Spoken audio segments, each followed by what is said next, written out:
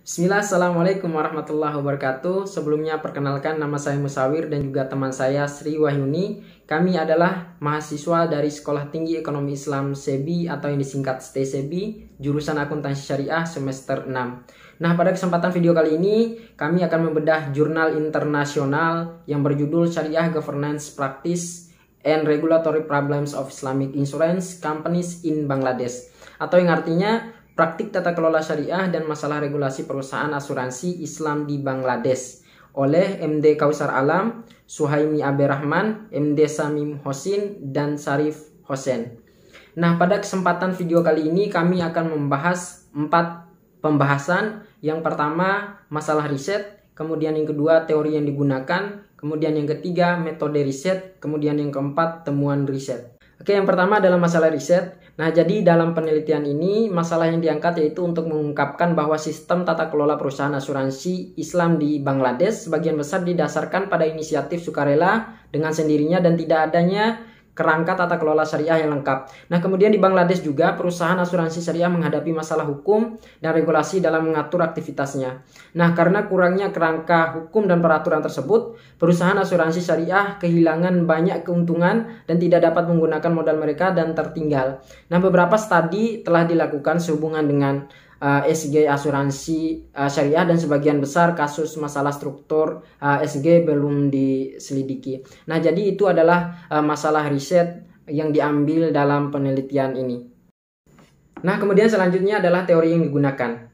Nah, teori yang digunakan dalam penelitian ini adalah teori tata kelola syariah, di mana tata kelola adalah sistem pembinaan, pemantauan, dan pengendalian lembaga dan organisasi oleh Hasan 2008 sesuai dengan Bank Dunia. Nah, tata kelola mendorong keadilan, transferabilitas, dan tanggung jawab. International Financial Service Board atau IFSB dalam standar mereka nomor 3 tahun 2006 mendefinisikan tata kelola perusahaan lembaga keuangan Islam atau IFI, seperangkat hubungan antara manajemen, dewan direksi, pemegang saham perusahaan yang memberikan struktur melalui mana tujuan dari perusahaan yang telah ditentukan dengan cara mencapai tujuan dan kinerja pemantauan ditentukan.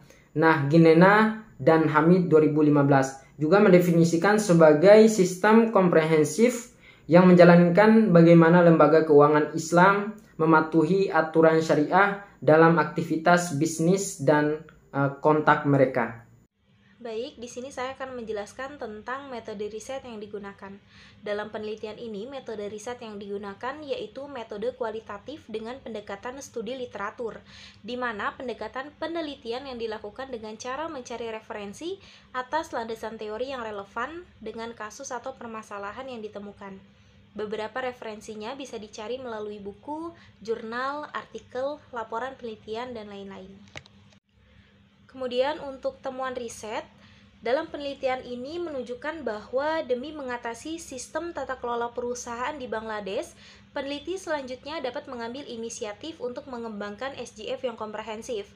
Selain itu, pemerintah harus mengambil langkah awal untuk membuat undang-undang dan sistem yang dinamis demi meningkatkan pertumbuhan industri saat ini. Perkembangan industri asuransi syariah sangat besar dan terlihat pasti. Untuk memotivasi pelaku pasar dan menarik calon investor, serta memastikan akuntabilitas dan meningkatkan kualitas kepatuhan syariah, pemerintah perlu mengembangkan kerangka peraturan dan hukum yang baik untuk industri asuransi syariah Islam, di mana semua peran pemangku kepentingan termasuk dengan jelas.